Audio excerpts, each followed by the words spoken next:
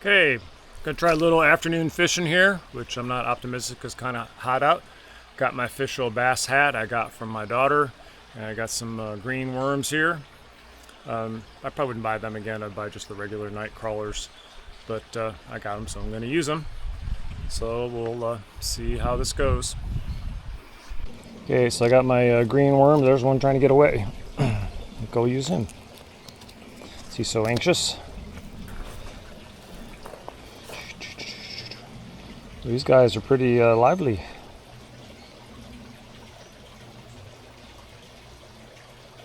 Pretty good at avoiding the hook.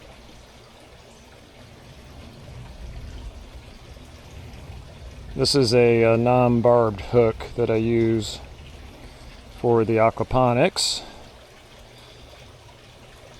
because I don't like injuring the fish when I let them go. It seems to be the least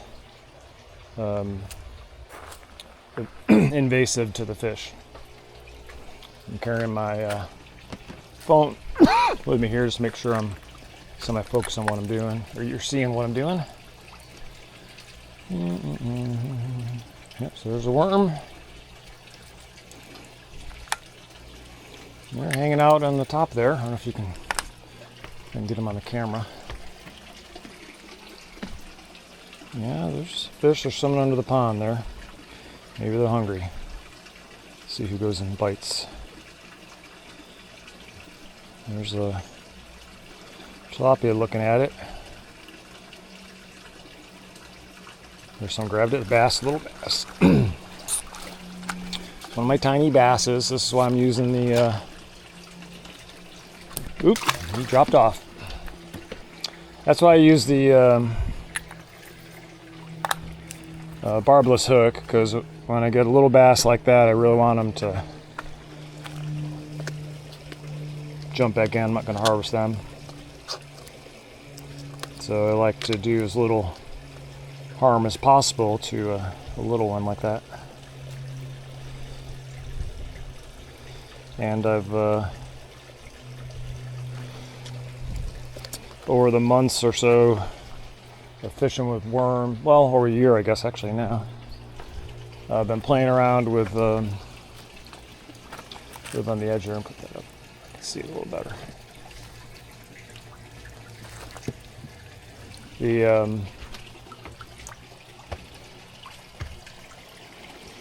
I've also switched to a higher test line. I think this is like a 30. I went to the braided, or what's the term for the use for it, but I went back to monofilament because I figured out that the braided actually, I have a lot of obstacles in here. When it hits one of those metal supports, it tends to break the braids, where a monofilament can tolerate abrasion a little better. Another guy grabbed it, and let's see what this guy is. And that's a tilapia. Get him over here and get him out without a net. He's decent size. You can see him. I think we'll cook that one up. I need to be thinning out the harvest a little bit here. He's got a pretty big, did like me sticking my finger in his mouth. We'll get him in the net here. Yeah, it's definitely a nice size one. Make sure you can see him in the net there. Grab the phone. Yeah, it's a little bit. Yeah, so you can see him. Doesn't look as big in the net as when I'm actually looking at him. I'm not sure. I guess all perspective. Let's go over here and check him out on scale. I say him. I don't know. It's really hard to sex him.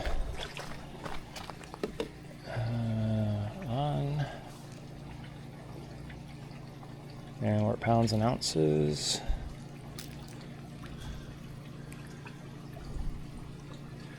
And he is 1 pound, 8 ounces.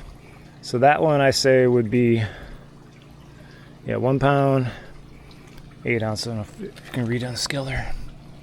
So that one is probably borderline for filleting.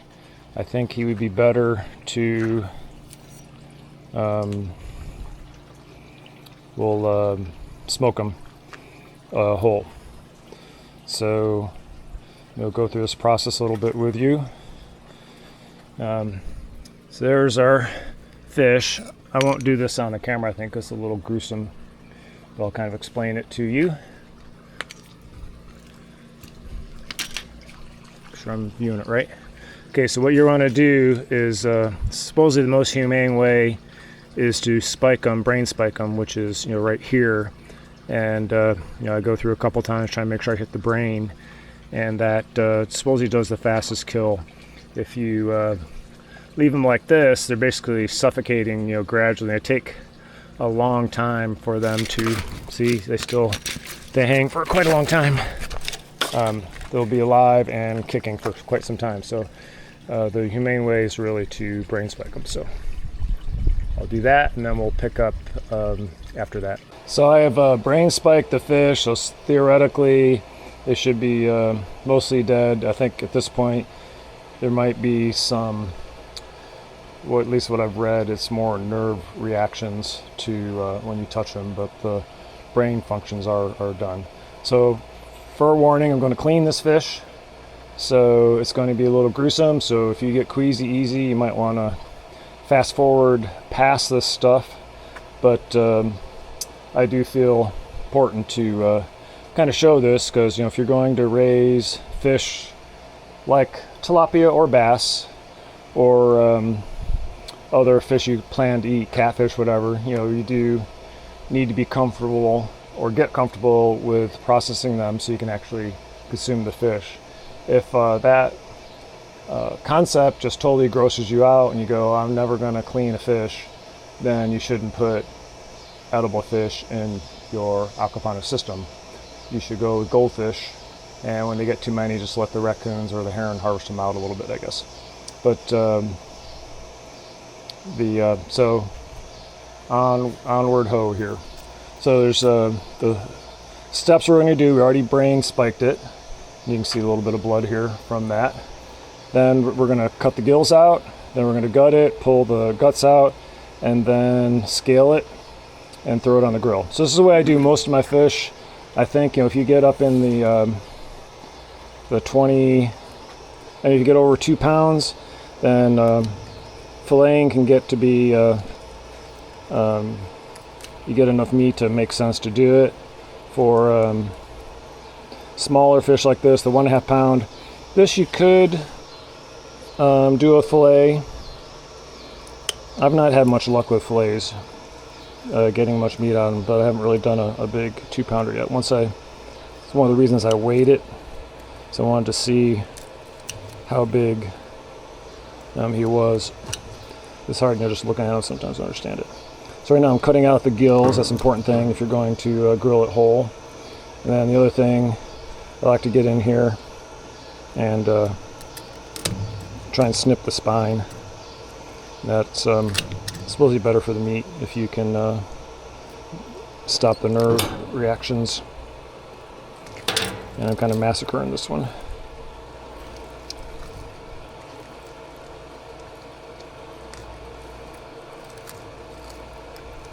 Sometimes these pop right out pretty easy, and sometimes they're a little bit of a bear to get them out. But you want to get all this, red gill material out. And I'm using filleting scissors, I guess they call them. I don't know. That's what I call them. And it's important to have them sharp. If you notice, you just can't cut through this one went a little better. If you have struggle cutting through the carcass, it probably means your scissors need sharpening. Just like a knife when you're cutting vegetables or doing a fillet. If you're really struggling, can't seem to make much progress with it, good indication that that was a brain. So I did hit the spine there. So that was supposedly what they say, that is a just a nerve reaction. The brain is already not there. So now we're going to pop into the cavity here. So I use the sharp end of the scissors, and then I'm cutting it open.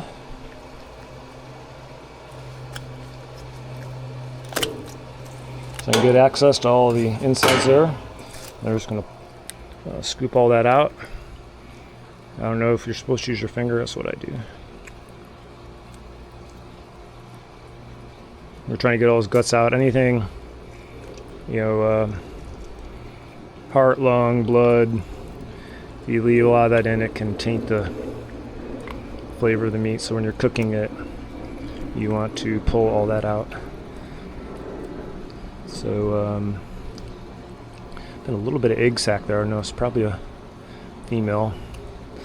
A lot of times the females will bite more than the males because they're hungry, especially if they're making a batch of eggs.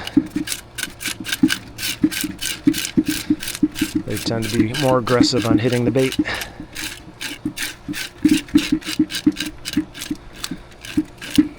It's really good to, there's some fisheries that will actually give you mostly male or 100% male fish, and that's because the females spend a lot of time trying to reproduce and produce eggs, and all that is food that's wasted, not really going into growing the fish and making meat production, which is the goal here. So I'm going to rinse it off quite well. I've gotten all the scales off, got my guts, gills are out. So that's pretty much ready to go. To this point, I'm going to take it over to the smoker.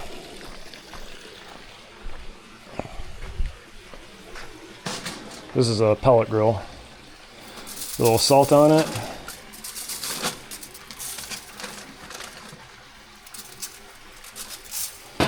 And then the smoker going.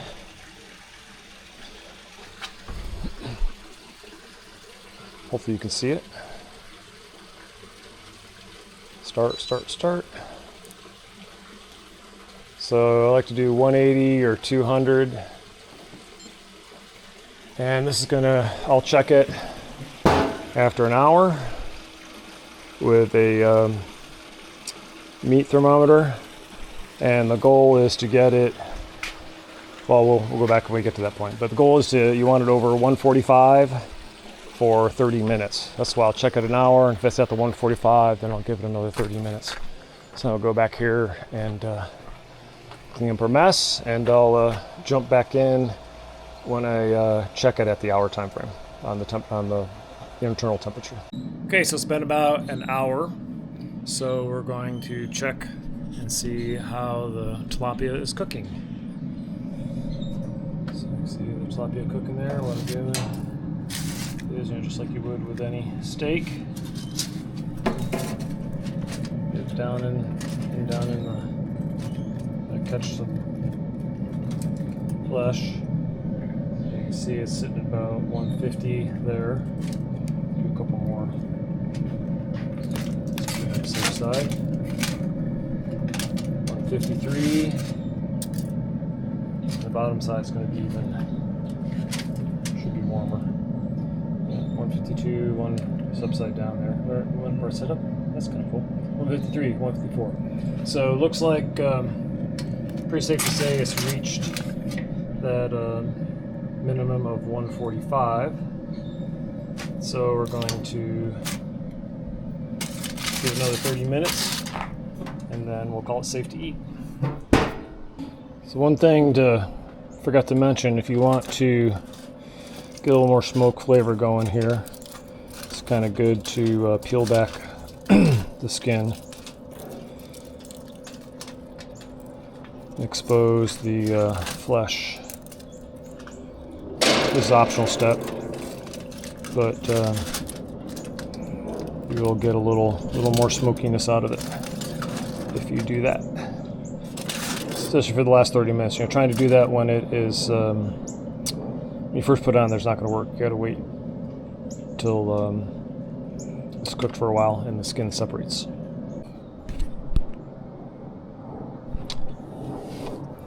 So giving it a good 40 minutes. I was off doing some other things, so I just kind of let it keep running. Turning off the pellet grill there. I'm just going to slide this onto cutting board, and we'll take it inside where it's a little cooler.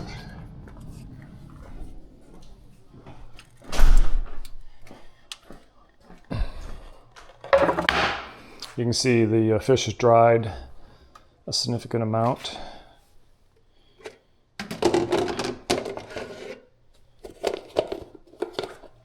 This little Tupperware dish there. Grab fork and switch to my deboning. Little hand wash there. I call it more of a rinse, but anyways, so this stuff up here is all fairly bony. There's not much, maybe a little bit there, but we're not going to worry about it. So this little bit of art, I guess. If you do it correctly here, you can pull most of these bones from the top fin out. We left a couple behind there, but not bad. But we'll get all those out of the way. And typically try and fold it away from the rib cage like that. And so there's still going to be some bones in here. Just kind of feel them with your fork. That inside of the rib cage, around all the guts and stuff, you really don't want that layer of skin. Not very tasty. Again, here we've pulled some, it's a big piece of bones. If you kind of get a feel for it, you can feel the bones. I'm pulling the bones out here. Don't want to throw a bone in there. And then here's the whole spine and rib cage. Going to lift all that out.